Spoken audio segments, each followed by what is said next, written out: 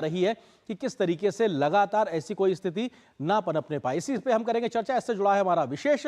लगातार जारी है गदर, बांग्लादेश चलेगा किस डगर, क्योंकि ये लगातार एक स्थिति ऐसी बनी हुई है कि जहां पे गदर जैसी स्थिति बनी है और बांग्लादेश किस डगर चलेगा, वहां अंतरिम सरकार कौन होगी, क्या स्थिति होगी, इस पे बात करने के लिए दो खास मेहमान हमारे साथ बने हुए हैं। एम्बेसडर SR तायल जो कि पूर्व वरिष्ठ राजनयिक हैं और हमारे साथ जुड़ गए। इसके अलावा प्रभास कुमार मिश्रा जी हैं जो कि सुरक्षा मामलों के जानकार हैं और पूर्व ADG BSF रहे। सर, आप दोनों का स्वागत है। एम्बेसडर तायल, शुरुआत आपसे ही, क्योंकि 24 या 36 घंटे के इस बहुत बड़े बदलते घटनाक्रम के बाद आज बांग्लादेश कहां पे खड़ा है और यहां से उसका आगे का रास्ता कैसे? एम्बेसडर तायल।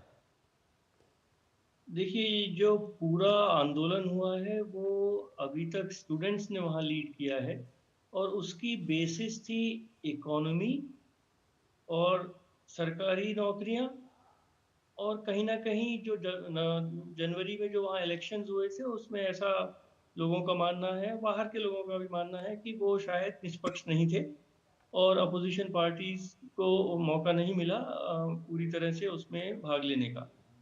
तो इसमें एक जो हमें बहुत अच्छी तरह समझ लेना चाहिए कि भारत के खिलाफ इसमें कोई सेंटिमेंट ओरिजिनली नहीं है। जी दूसरी चीज ये है कि इस तरह के जितने आंदोलन होते हैं वो बड़े अच्छे सिद्धांतों पे शुरू होते हैं, पर कभी कभी अराजक तत्व उसको हाईजैक कर लेते हैं। हम्म जैसा हमने इजिप्ट में देखा 2011 में, तहरीर तो ऐसे स्टूडेंट्स ने, लिबरल्स ने, सिविल सोसाइटी ने वो सब शुरू किया, पर इस्लामिक ब्रदरहुड ने उसको हाईजैक कर दिया और उसका फायदा इलेक्शंस में इस्लामिक ब्रदरहुड ने उठाया।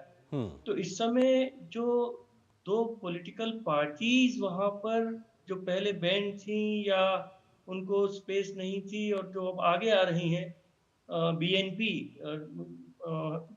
शेख खालिदा जिया की, जी बेगम खालिदा जिया की, और जमात इस्लामी, वो कहीं ना कहीं उनका रिकॉर्ड देखा जाए तो वो भारत के हित में नहीं रहा है। हम्म पर भारत को जो भी गवर्नमेंट वहाँ है उसके साथ ठीक से पूरी तरह से उनके साथ सहयोग करना है और उनके साथ आगे चलना है। तो जैसा जी जो हमारे विदेश मंत्री जयशंकर ने बड़ा क्लियरली कहा कि जो भी डिस्पेंसेशन इस समय वहां पर है, जी जो मिलिट्री का है, जनरल वकाउल जमन का, उसके साथ हमारे चैनल्स ऑफ कम्युनिकेशंस ओपन है। जी और देखिए, जो आर्मी वहाँ की है, जिस तरह से वकाउल जमन भी खुद अमेरिका में भी ट्रेन हुए हैं, ब्रिटेन में भी ट्रेन हुए हैं जी और उनका एक इंतरिम सरकार बनाने का इरादा है। बिल्कुल। ये अब ये एक ये ये सबसे देखना बड़ा होगा सवाल कि है कि अगर उस इंटरिम इंटरिम गवर्नमेंट सरकार कौन होगी, में उसकी शक्ल किस तरीके की होगी। मैं आता हूं आपके पास में प्रभा जी, क्योंकि ये बहुत महत्वपूर्ण है। आप BSF में एक बड़ी भूमिका निभा चुके हैं, तो BSF इस वक्त अलर्ट है। लगभग 4,4100 किलोमीटर की एक सीमा हम बांग्लादेश के साथ शेयर करते हैं। तो ऐसे में वो चुनौती किस तरीके से है कि हमारे वो जो अस्थिरता है वो हमको परेशान ना करने पाए। हाँ, बिल्कुल, बहुत अच्छा क्वेश्चन पूछा आपने। हमारे जो 4,100 किलोमीटर का तकरीबन बांग्लादेश के साथ सीमा लगता है, उसको BSF रखवाली करता है। और ये जो इंसिडेंट हुआ, इसमें BSF जो है उसका एक्स्ट्रा फोर्स बॉर्डर को तुरंत भेजा गया है और director general border security force mister Chaudhary खुद ही पेट्रापोल में मौजूद है और वो वेस्ट बंगाल बॉर्डर में खुद रह करके वहां पर संचालित कर रहे हैं। और ये जो है हमारा देखें तो नॉट ओनली मैं डॉकी, पेट्रापोल और असम के बॉर्डर जो है, मिजोरम के बॉर्डर है, सबसे आज सुबह मैंने बात किया था, सिचुएशन बहुत टेंस है। लेकिन हमारे जो पर्टिकुलरली सुंदरबंस में एंट्री करने के लिए बहुत आसान होता है। और एक तो है हमारा कुछ गैप है जिसमें तारबंदी नहीं लगा गया है, वो है मेघालय में और कुछ है असम में और कुछ बंगाल में है।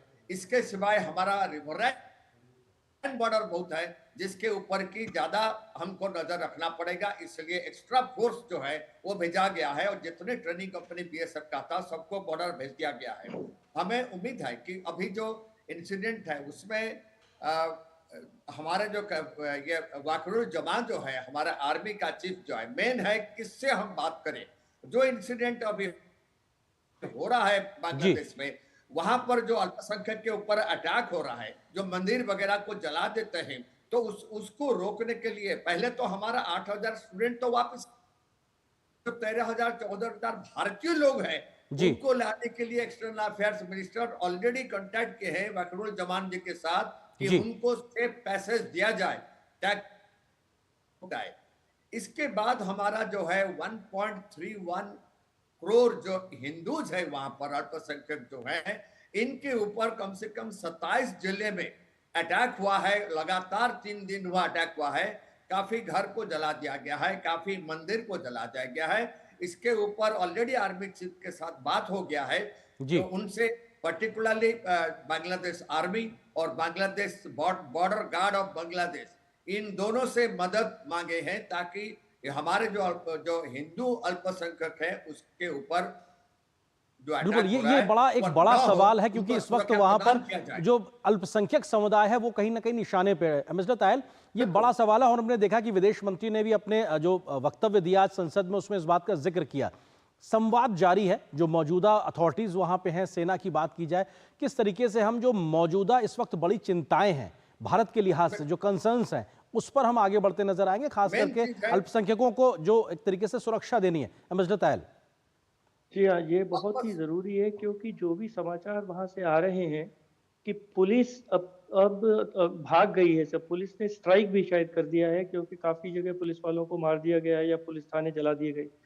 तो अगर जमाते इस्लामी और जो बहुत ही स्ट्रॉन्ग भारत के खिलाफ, हिंदू के खिलाफ जो तत्व हैं, वो अगर हमला करते हैं तो वहाँ उन्हें कोई बचाने वाला नहीं। तो इसमें आर्मी को बहुत ही चौकस रहना पड़ेगा, बांग्लादेश आर्मी को। और हमारी तरफ से ये बड़ी क्लियरली उनको मैसेजिंग चली जानी चाहिए कि आपको उनकी सबकी सुरक्षा करनी है, रक्षा करनी है और ये आपकी पूरी जिम्मेदारी है। और मैं ये भी कहूँगा कि जो स्टूडेंट्स के लीडर्स हैं उनकी तरफ से ये कुछ बयान आए हैं कि ये अराजक तत्व भी कुछ हो गए हैं, हिंसा हो रही है और हम सब इसके खिलाफ हैं। तो जो कोर इस पूरी जो जहाँ पे हो रहा है उसका जो कोर लीडरशिप है वो एंटी हिंदू ऐसा नहीं लगता कि उसका कोई रुख है। दूसरा, अगर उनका कोई इकोनॉमिक एजेंडा है कि बांग्लादेश तरक्की करे, बांग्लादेश आगे बढ़े, तो उसमें तो भारत उनका भागीदार है, भारत उनका पार्टनर है। बांग्लादेश कैसे इकोनॉमिक तरक्की कर सकता है, कैसे ये वहाँ के यूथ को काम मिल सकता है अगर वो भारत के साथ इकोनॉमिक संबंध नहीं बढ़ाएंगे। तो अगर वो अपने हित में भी देखेंगे तो भारत तो उनके साथ खड़ा है, हमेशा उनका मित्र है। और जमाते इस्लामी इसको हाईजैक ना करे और इसमें जहर न घोले, इसकी पूरी जिम्मेदारी इस समय बांग्लादेश के ऊपर है और बांग्लादेश की आर्मी के ऊपर है। जी, अब प्रभात जी, आपको लगता है कि जिस प्रकार से पूरे इस आंदोलन जो चला, जो विरोध प्रदर्शन चला, उसको लेकर भी कई प्रकार की थ्योरीज सामने आ रही हैं कि महज एक ये छात्रों का आंदोलन नहीं था बल्कि इसके पीछे और भी ताकतें थीं। अभी जब एक अस्थिरता की स्थिति बनी है, अब यहाँ से कैसे बांग्लादेश किस डगर पे आगे बढ़ेगा, उसमें कैसे और ज़्यादा अस्थिरता ना होने पाए या हमारे कंसर्न्स उसमें सुरक्षित रहें, उस स्थिति को आप किस तरीके से देखते हैं? देखिए, जो इंसिडेंट हुआ, जो स्टूडेंट एजुटेशन जो हुआ, आप देखिए सभी यूनिवर्सिटी का स्टूडेंट्स जो है वो आंदोलनकारी बन गए और वायलेंस सृष्टि किए। ये था काम इस्लामिक छात्र शिविर का। आईसीएस जो है उन्होंने जमात का एक ग्रुप है, स्टूडेंट्स ग्रुप है, इनको हर एक यूनिवर्सिटी में दाखिला कर दिया गया और वहां पर वो उनको बताते रहे, उनको ट्रेनिंग देते रहे और उनको उस्काते रहे सभी स्टूडेंट्स को कि आप जाइए और आंदोलन करिए, ये जो कोटा सिस्टम है उसके खिलाफ में। तब ये पूरे स्टूडेंट्स जो है वो रोड में आ गया और आंदोलन और बढ़ता चला गया। एक तो आईसीएस एंगल है और एक कुछ तो पॉलिटिकल एंगल है। फॉरेन एंगल मैं क्लियरली कंफर्म नहीं करूंगा, लेकिन हमें पता है इसमें फॉरेन एंगल कोई है, क्योंकि उसमें जो है आप देखिए श्रीलंका में क्या हुआ, म्यांमार में क्या हुआ, नेपाल में क्या हुआ, ये सभी जगह जो है उसी मुताबिक वकरुल जमान 45 मिनट दिए थे शेख हसीना जी को कंट्री छोड़ने के लिए। और इसमें अब देखो वकरुल जमान जब उसके बाद मीटिंग बुलाइए तो उन्होंने जमात को बुलाइए और उसके साथ साथ बीन को भी बुलाए और उसके साथ बेगम जिया को तो रिहा कर दिया गया। उसके साथ साथ तारिक रहमान जो है, मेन और एक चीज है, तारिक रहमान जो है बेगम जिया के जो बेटे हैं वो वापिस आ रहे हैं बांग्लादेश को। ये बड़ा पॉलिटिकल लिंक है जो कि प्लान्ड चीज है ये। जी। ऑफ कोर्स ये प्लानिंग इसका हुआ है। बिल्कुल, आप और बहुत महत्वपूर्ण चीजों की ओर इशारा कर रहे हैं सर कि कैसे एक नई सरकार, अंतरिम सरकार शक्ल लेती नजर आएगी, उसमें कौन महत्वपूर्ण चेहरे हो सकते हैं। फिलहाल वक्त इतनी ही अनुमति दे रहा है। आप दोनों मेहमानों का बहुत बहुत शुक्रिया हमारे साथ जुड़ने के लिए, इस विषय पर विस्तार से बात करने के लिए शुक्रिया आप दोनों का। और यहां पर एक छोटे से ब्रेक के लिए रुकते हैं, बहुत जल्द हाजिर होते हैं।